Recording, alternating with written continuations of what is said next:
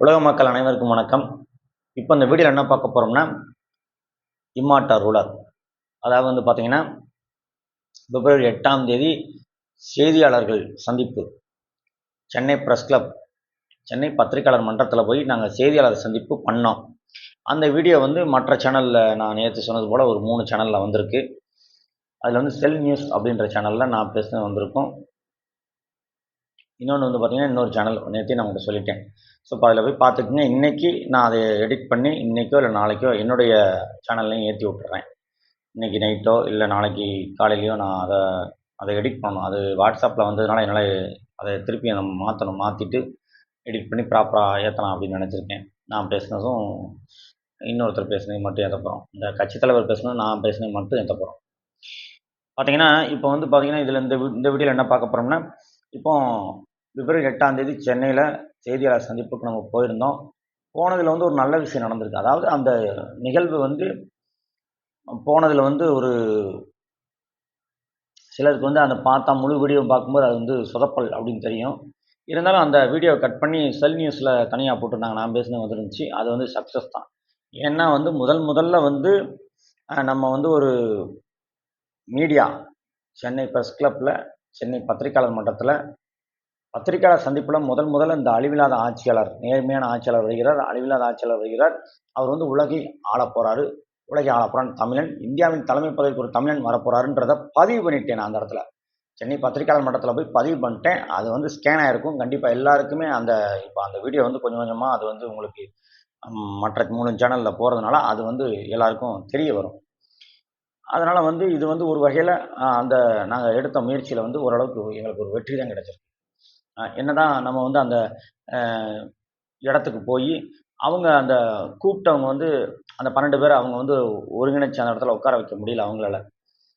இருந்தாலும் நாங்கள் போனது எங்கள் கருத்தை கரெக்டாக, நான் என்னுடைய கருத்தை கரெக்டாக பதிவு பண்ணிட்டேன். என்னுடைய யூடியூப் சேனலில் என்ன பேசணும்னா அதை பத்திரிகையாளர் சந்திப்பில் போய் பேசுனதுனால அது கரெக்டாக அந்த இடத்துல இதாயிடுச்சு. ஸோ இப்போ அது இறையாட்சியின் துவக்கமாக அந்த இடத்துல பார்க்கப்படுகிறது அப்படின்னு தான் நான் நினைக்கிறேன்.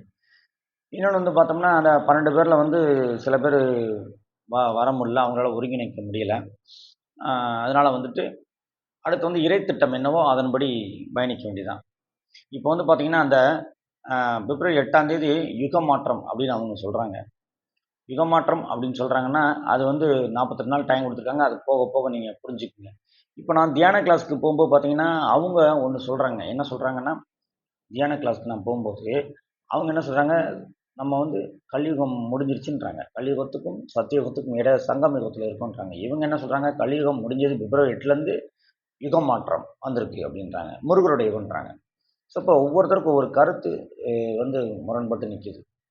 இப்போ நம்ம இருக்கிறது எந்த யுகத்தில் இருக்கோம் அப்படின்னு பார்த்தோம்னா, முருகரோட யுகத்தில் தான் நம்ம இருக்கோம். ஏன்னா நிறையா பேர் இப்போ அப்படி தான் சொல்கிறாங்க, நம்ம இந்த யுகத்துக்கு வந்துட்டோம்.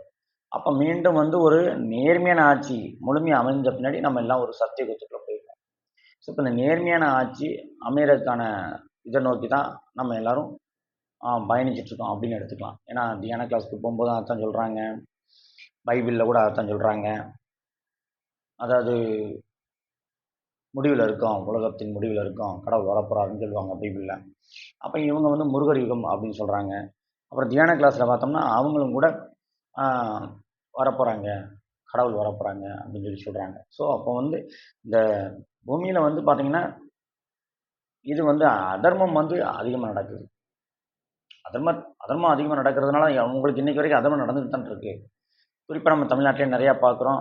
நான் கூட அந்த பத்திரிகையாளர் சந்திப்பில் என்னுடைய 3 நிமிஷம் பேச்சை நீங்கள் செல் நியூஸு மற்ற 3 யூடியூப் சேனல் நான் சொல்லிட்டேன் நேற்று வீடியோவில், அதை போய் பாருங்கள். அதில் நான் 3 யூடியூப் சேனலில் நான் பேசின விஷயங்கள் வந்திருக்கு. நான் பேசுனதும் கட்சித் தலைவர் பேசுனதும் கட் பண்ணி கரெக்டாக 2 பேர் பேசுனதை எடுத்து போட்டிருப்பாங்க. அதில் ஒரு வீடியோவில் நான் பேசுனது முழுசாக வந்திருக்கும் அந்த இது. ஸோ அப்போ அதெல்லாம் போய் பார்த்தீங்கன்னா உங்களுக்கு புரியும். நான் சொல்லியிருப்பேன். அதாவது பார்த்தீங்கன்னா முதல்ல அந்த பத்திரிகையாளர் சந்திப்பில் இந்த இம்மார்டல் ரூலர் அப்படின்ற டாப்பிக்கை நான் அந்த இடத்துல பேசியிருப்பேன். நேர்மையான ஆட்சியாளர் வருகிறார், அழிவில்லாத ஆட்சியாளர் வருகிறார். அவர் இந்தியாவின் தலைமை பதவிக்கு பிரதமராக வருவார். அவர் அதுக்கப்புறம் ஆசியா ஃபுல்லாக ஆட்சி செய்து உலகம் முழுக்க தமிழனுடைய ஆட்சி அமையும். இது கோரக்கரவுடைய சந்திரரேகை ப்ரெடிக்ஷனில் இருக்குன்றதை நான் அந்த இடத்துல வந்து பதிவு பண்ணிட்டேன். ஸோ இப்போ பதிவு பண்ணதுனால அந்த மற்ற 3 யூடியூப் சேனலில் அந்த விஷயங்கள் போயிட்டுருக்கு. ஆனால் இன்னொன்று நான் இந்த வீடியோவில் என்ன பேச வந்தேன்னா, பிப்ரவரி 8ஆம் தேதி இந்த எலெக்ஷன் ரிசல்ட் அப்படின்னு சொல்லி இவங்க நாங்கள் வீடியோ போட்டதுக்கு முன்னாடி என் சேனலில் போட்டதுக்கு முன்னாடி எலெக்ஷன் ரிசல்ட்டை அந்த டேட்டில் கொண்டு வந்துட்டாங்க. ஈரோடு கிழக்கு இடைத்தேர்தலோட ரிசல்ட். அதனால் எங்களுக்கு அங்கே மீடியா வரல. அதான் இன்னொன்று வந்து நிறைய மீடியா அந்த இடத்துல வரல.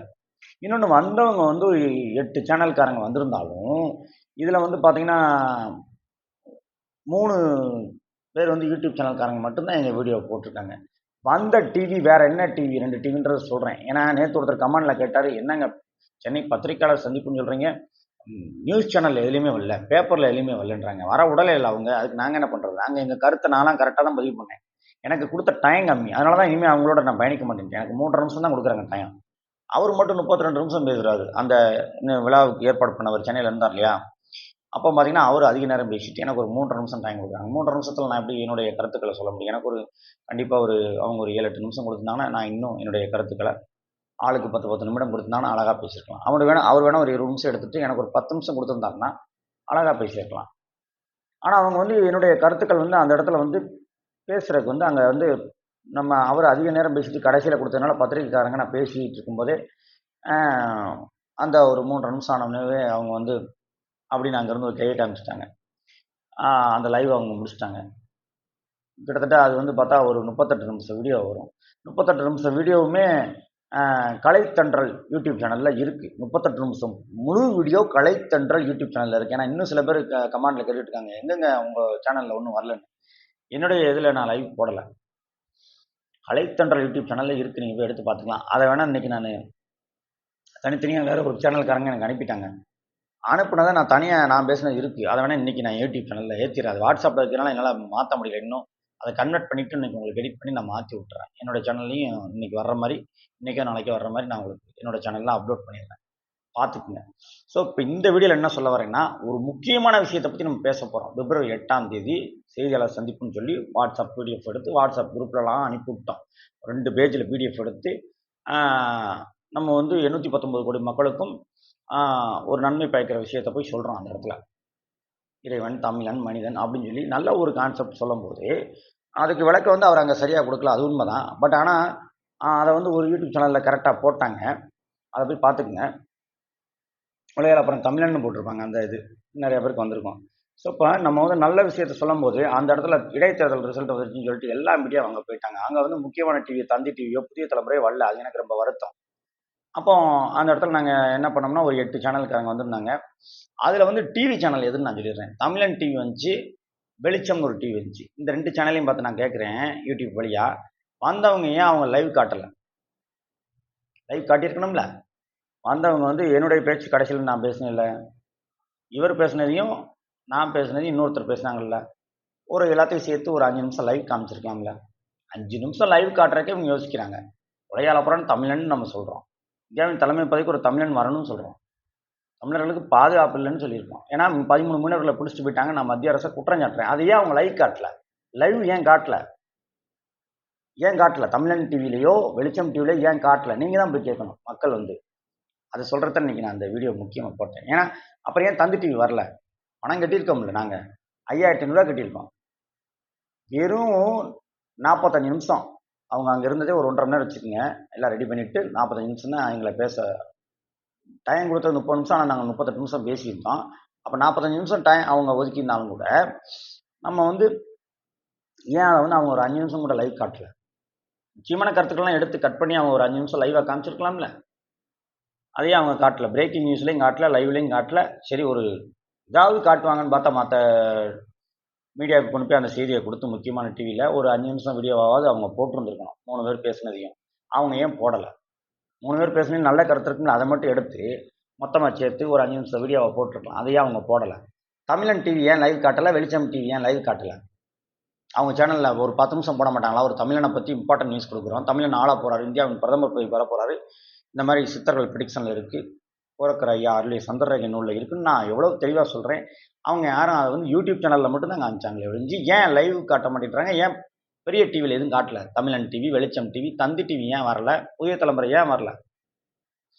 ஸோ அப்போ பார்த்துக்குங்க. அப்போ வந்து முக்கியமான விஷயத்துக்கு இவங்க முக்கியத்துவம் கொடுக்க மாட்டாங்க. ஏதாவது ஒரு இடத்துல போய் பார்த்தீங்கன்னா, ஒரு நடிகைகளுடைய ஒரு ஷோரூம் திறக்கிறாங்க. ஒரு உதாரணத்துக்கு ஒரு பெரிய மால் திறக்கிறாங்க. ஒரு 1000 கோடி செலவு பண்ணி. அப்போ அந்த ஓனர் வந்து ஒரு நடிகைக்கு வந்து ஒரு 50 லட்சம் கொடுத்து, "வாங்கம்மா திறந்து வைங்கம்மா, ரூ. 1,00,00,000 கொடுத்து திறந்து வைங்கம்மான்னு" சொன்னாருன்னா, அங்க வந்துருவாங்க திறக்கறக்கு. அங்க ரசிகர்கள் கூடிருவீங்க. அத தான் லைவ் காட்டுவான். இதுதாங்க இங்க நடந்துகிட்டு இருக்கு. இத பேசுறதுக்கு தான் நான் வந்தேன். நான் ஏன் நேத்து அவங்க பின்னாடி பயணிக்க மாட்டேன்னு நான் என்னோட வீடியோல சொன்னேன்னா, நேத்து வீடியோல பார்த்துட்டு சில பேர் கேட்டீங்க. "என்னடா இது நான் பின்வாங்குறேன்னு." பின்வாங்குறது கிடையாது. அவங்க என்னைய பேசுறதுக்கு எனக்கு 3 1/2 நிமிஷம் டைம் தான் குடுத்தாங்க. 3 1/2 நிமிஷத்துல நான் எப்படி பேச முடியும்? என்னுடைய கருத்த எப்படி பதிவு பண்ண? எனக்கு 10 நிமிஷம் தேவை. 10 நிமிஷம் குடுத்திருந்திருக்கணும். இன்னொன்னு, அதெல்லாம் பேப்பர்லயும் போடல, டிவிலயும் போடல. யூடியூப் சேனல்ல மட்டும் போட்டிருக்காங்க. ஒரு 3 யூடியூப் சேனல் பெரிய பெரிய சேனல்ல போட்டிருக்காங்க. அது பாராட்டலாம். பட் ஆனா அவங்க ஏன் தமிழன் டிவியும், வெளிச்சம் டிவியும் ஏன் அத வந்து அவங்க போட்டு காட்டல? போட்டு காட்டி மத்த சேனலுக்கும் அந்த வீடியோ அவங்க குடுத்திருந்தாங்கன்னா, மத்த சேனல்லயும் ஒரு 5 நிமிஷம் போட்டிருந்தாங்கன்னா, ஓரளவுக்கு விஷயம் வெளிய வந்திருக்கும்ல. அவங்க எங்க நம்ம வந்து இது பண்ண விடுறாங்க. அதனால தான் நான் நேத்து வீடியோல கூட சொல்லியிருந்தேன். அது அந்த அளவுக்கு ஒண்ணும் சக்சஸ் ஆகல. இனிமே நான் அவங்களோட பயணிக்க மாட்டேன். ஆனா அவங்க மூலியமா போனதுல ஒரு நன்மை நடந்திருக்கு அவ்வளவுதான். என்ன நன்மை நடந்துச்சுன்னா, நாங்க வந்து இவ்வளவு நாளும் என்னுடைய சேனல்ல மட்டும் பேசினது, மத்த 3 சேனலுக்கு போயிருக்கு. பத்திரிக்கையாளர் சென்னை பத்திரிக்கையாளர் மன்றத்துல பிரஸ் மீடியாக்கு அந்த விஷயம் வந்து ஃபுல்லா கிடைச்சிருச்சு. லீக் ஆயிருச்சு. கவர்மெண்ட்டுக்கு ஸ்கேன் ஆயிருச்சு. ஏன்னா அங்க போயிட்டாலே உளவுத்துறைக்கு ரிப்போர்ட் போயிருக்கும். ஸோ அப்போ உலகை ஆளப்போறான் தமிழன், இந்தியாவின் தலைமை பதவிக்கு தமிழன் வரப்போறாரு. இங்க தமிழ்நாட்டிலும் சரி, இந்தியாவிலும் சரி, தமிழனுக்கு எதிரான ஆட்சி தான் நடந்துகிட்டு இருக்குன்றத அங்க நான் வந்து மிக தெளிவா பதிவு பண்ணியிருக்கேன். ஸோ அப்போ அது ஸ்கேன் ஆயிருக்கும். உளவுத்துறைக்கு ரிப்போர்ட் போயிருக்கும். உளவுத்துறைக்கு ரிப்போர்ட் போயிடுச்சு. நேத்து எனக்கு நெறைய பேர் ஃபோன் பண்ணி சொல்லிட்டாங்க. நீங்க பேசுனது நல்லா மேல் இடத்து வரைக்கும் ரிப்போர்ட் போயிருக்குங்க அப்படின்ட்டாங்க. ஏன்னா முக்கியமான 3 யூடியூப் சேனல் வந்திருக்கு. அவங்க வந்து இன்னொன்னு ஏன் பெரிய பெரிய சேனல்ல அத வந்து லைவ் காட்டலன்னா, குடுக்கக்கூடாதுன்னு சொல்லியிருப்பாங்க. ஏன்னா தலைப்ப பார்ப்பாங்க. தலைப்ப பார்த்துட்டு எப்படி குடுக்க விடுவாங்க சொல்லுங்க? குடுக்க விடல. அதனால தான் பெரிய பெரிய சேனலும் வரல. இத மக்கள் நீங்க தான் கேட்கணும். என் மேல வந்து நீங்க கொஸ்டின் கேட்கறாங்கல்ல, மக்கள் நீங்க தான் கேட்கணும். ஏன் இந்த மாரி பார்த்தீங்கன்னா, நல்ல சத்தியமான விஷயத்த பேச போறோம் அப்படின்னா, அத வந்து அவங்க வெளியில கொண்டு வர மாட்டாங்க. இதே இது வந்து ஒரு முக்கியமான தலைவர்கள் பேசுறாங்கன்னா, அத லைவ் கொண்டுருவாங்க. ஒரு நடிகை வந்து பேசுறாங்க அப்படின்னா, அது கொண்டு வருவாங்க. இப்படிதான் இருக்கு நம்ம நாடு. அதனால வந்து நான் இனிமே என்னோட சேனல்ல மக்களுக்கு தேவையான விஷயங்கள் எல்லாமே நான் வந்து பேசுவேன். தொடர்ந்து பேசுவேன். பார்த்தீங்கன்னா, என்னுடைய கணிப்புப்படி பார்த்தோம்னா, இப்ப நடக்கக்கூடிய ஆட்சி இந்தியாவுல வந்து ஒரு மைனாரிட்டி ஆட்சி தான் நடந்துட்டு இருக்கு. பாஜக ஆட்சி. இந்த ஆட்சி சீக்கிரம் முடிவுக்கு வந்துரும். அது எப்பன்னு நம்ம இந்த ஆண்டுக்குள்ளேயே வரலாம். இந்த ஆண்டு டிசம்பருக்குள்ளேயே முடிஞ்சிரலாம். இல்ல 2026லயே முடிஞ்சிரலாம் இந்த ஆட்சியெல்லாம். ஏன்னா, நம்ம சொல்லியிருக்கோம் அந்த முருகருடைய யுகம் தொடங்கியிருக்குன்னு சொல்றோம் இல்லையா? அதனால வந்து கண்டிப்பா ஆட்சிக்கு ஆபத்து இருக்கு. இந்தியாவுல நடக்கக்கூடிய மத்திய அரசின் ஆட்சிக்கு ஆபத்து உண்டு. உண்டு. இப்ப இருக்க பிரதமர் வந்து சீக்கிரமா ரிசைன் பண்றதுக்கான சான்சஸ் உண்டு. ஒரு 1 இயர்க்குள்ள. அதிகபட்சம் நான் சொல்றது 1 இயர். 6, 7 மாசத்திலே அவருடைய ஆட்சி கவிழ்க்கப்படும். கவிழ்க்கப்படும்னா, அது இயற்கையே கவுத்திரும். நீங்க அதுக்காக எம்.எல்.ஏ யாரும் கோவப்பட வேண்டாம். அதே மாரி தமிழ்நாட்டுல நடக்கிற ஆட்சியும் ரொம்ப சரியில்ல. அதாவது வந்து ஒரு நல்ல விஷயங்களெல்லாம் போடுறதில்ல யூடியூப் ல நாங்க பேசுறோம், வைக்கிறோம்னா, அத கொண்டு போய் நம்ம பத்திரிக்கையாளர் மன்றத்துக்கு கொண்டு போக போறோம்னா, அத அந்த விஷயங்கள வந்து பேப்பர்ல போடுறதில்ல. அவங்க பணம் குடுத்து தான் ஜெயிச்சுட்டு இருக்காங்க. தொடர்ந்து நாங்க குற்றம் சாட்டுனது போல பணம் குடுத்து ஜெயிக்கிறது, பெண்களுக்கு பாதுகாப்பு இல்லை, இலவச திட்டங்கள குடுத்து நாட்டின் கடன் சுமைய வந்து ஏத்திக்கிட்டே போறது, ஒரு நல்ல ஒரு நேர்மையான ஆட்சி கிடையாது. ஊழல் பண்றது, பணம் குடுத்து ஜெயிக்கிறது. பார்த்தீங்கன்னா வந்து அரசியல்வாதிகள் வந்து தொடர்ந்து ஆ என்ன பண்றாங்கன்னா, மக்களுக்கு வந்து நல்லது பண்ண மாட்டேங்கிறாங்க. அது மேல டெல்லியில வந்து இப்ப திருப்பி பாஜக ஜெயிச்சிருக்குன்றாங்க. ஜெயிச்சு என்ன பண்றது? சொல்லுங்க. இவங்க மீண்டும் மீண்டும் மத அரசியல் செய்வாங்க. தமிழ்நாட்ட பொறுத்தவரைக்கும் திராவிட மாடல்ன்னு சொல்லிட்டு தமிழர்களுடைய அந்த பாரம்பரியமான விஷயத்தலாம் வந்து அவங்க வெளியில கொண்டு வர விட மாட்டாங்க. நல்ல ஒரு நேர்மையான எம்.எல்.ஏ எந்த தொகுதியில இருக்காங்க சொல்லுங்க பார்ப்போம். எல்லா தொகுதியிலுமே ரோடுகள் சரியில்ல. பார்த்தோம்னா நெறைய குறைகள் சொல்றவங்க சொல்லிக்கிட்டே போலாம். இந்த இந்த ஆட்சி முறைய மாத்த போறது தான் இறையாட்சி. ஸோ, இப்ப இறையாட்சியில நம்ம என்னென்ன செய்ய போறோம் நெறைய வீடியோ போட்டோம். 300 வீடியோ போட்டாச்சு. நீங்க பார்த்துக்கங்க. அதனால கண்டிப்பா வந்து இந்த தமிழ்நாட்டுல நடக்கக்கூடிய ஆட்சியும், இந்தியால நடக்கக்கூடிய ஆட்சியும் சீக்கிரம் முடிவுக்கு வரப்போது. இறையாட்சி அமையதான் போது. அத நீங்கலாம் பார்க்கத்தான் போறீங்க. அது வந்து கண்டிப்பா வந்து நடக்கும். அது அது வந்து இறையாட்சியின் துவக்கத்த தான் நாங்க பிப்ரவரி 8ல போய் அங்க பேசியிருந்தோம். இனிமே நான் அவங்களோட பயணிக்க மாட்டேன்னு நேத்து சொல்லிட்டேன். அது உண்மதான். நான் எப்பயும் போல் என்னுடைய வாட்ஸ்அப் குழுவில் 100 பேர் இருக்காங்க. எனக்கு நிறைய யூடியூப் சேனல்காரங்க ஃப்ரெண்டாக இருக்காங்க. அவங்க கூட பயணிப்பேன் நான் வந்து. அவங்க கூட பயணித்து ஒரு நல்லவர்களெல்லாம் ஒருங்கிணைச்சு மீண்டும் ஒரு நேர்மையான ஆட்சியை இந்த இறையாட்சியை அமைக்கிறதுக்கு நான் வந்து உறுதுணையாக இருப்பேன் அப்படின்னு சொல்லிக்கிறேன். ஏன்னா எப்போவுமே நான் வந்து இந்த மேலே இருக்கக்கூடிய ஆட்சி, இந்தியாவில் இருக்கக்கூடிய ஆட்சி எனக்கு பிடிக்காது. காங்கிரஸ், பிஜேபி பிடிக்காது. இங்கே இருக்கக்கூடிய நம்ம திமுகவுடைய ஆட்சியும் சரி, அதிமுகவுமே எனக்கு வந்து அந்தளவுக்கு ஒன்றும் இது பிடிக்கல. ஏன்னா தூத்துக்குடியில் வந்து பார்த்தீங்கன்னா, நான் வந்து சில டைம் போன ஏடிஎம்கே ஆட்சியில் தூத்துக்குடியில் 13 பேரை சுட்டாங்க. அதில் வந்து 13 பேர் சுட்டதில் வந்து ஒரு சின்ன பொண்ணு ஒன்று 13 வயசுன்றாங்க. அவங்களையும் சுட்டுருக்காங்க. அது வெளியில் வரல. மீடியாவே அதை காட்டல. போராட்டம் பண்ணால் சுடுறாங்க. ஸ்டெர்லைட் ஃபேக்ட்ரிக்கு எதிர்ப்பு தெரிவித்து போராடும்போது ஒரு சிறுமியை வந்து சுட்டு கொண்டிருக்காங்கன்றாங்க. குண்டச்சட்டத்தில் கைது பண்ணியிருக்காங்களா நோட்டீஸ் கொடுத்தவங்கள. இந்த ஃபேக்ட்ரியால் சுற்றுச்சூழல் பாதிப்பு இருக்குன்னு சொன்னதுனால நோட்டீஸ் கொடுத்ததுக்கு குண்டர் சட்டத்தில் கைது பண்ணியிருக்காங்க. ஷூட்டிங் ஆர்டர் கொடுத்து 13 பேர் இறந்த பின்னாடி சிஎம் தப்பி கேட்டால் பொறுப்புலாம் பழிச்சு விடுறாரு. எனக்கு தெரியாதுன்றார். ஸோ இப்படிப்பட்ட ஆட்சி தான் போன இதில் நடந்துச்சு. ஏன்னா அங்கே அந்த ஆட்சியை நடத்துனது யாருன்னு உங்கள்கிட்ட சொல்லிட்டேன். ஏடிஎம்கே ஆட்சி நடத்துனது மேலே இந்த சென்ட்ரல் கவர்மெண்ட் தான், பிஜேபி தான் இது பண்ணிச்சு. ஆனால் இப்போவுமே அண்ணா பல்கலைக்கழக மாணவி வந்து ஒரு இடத்துல அந்த இப்போ ரீசெண்டாக வந்து பார்த்தீங்கன்னா, அண்ணா பல்கலைக்கழக மாணவி வந்து பாலியல் வன்கொடுமைக்கு ஆளானதுக்கு காரணமும் கூட திமுக மட்டும் கிடையாது, பாஜகவும் தான். எல்லாமே இங்கே அரசியலாக்கிட்டு இருக்கு. திமுகவும் பாஜகவுமே அவங்க வந்து வெளியில தான் மோதிக்கிறாங்க. உள்ளுக்குள்ள அவங்களுக்குள்ள வந்து ஒரு ரகசியம் கூட்டணி இருக்கு. அதிமுக பாஜக வந்து வெளியில தான் மோதிக்கிறாங்களே ஒழிஞ்சு உள்ளுக்குள்ள ஒரு ரகசிய கூட்டணி இருக்கு. அதனால நான் சொல்றதை எல்லாரும் நல்லா கேட்டுங்க. இந்த கட்சிகளை நம்பி நீங்க போகாதீங்க. இந்த கட்சிகளால் உங்களுக்கு வந்து என்னைக்குமே நல்லது நடக்க போதில்லை. நான் சொல்லிட்டேன், இறையாட்சி அமையும். அது முருகனோட ஆட்சின்னு நான் சொல்லுவேன், சிவனோட ஆட்சின்னு நான் சொல்லுவேன்.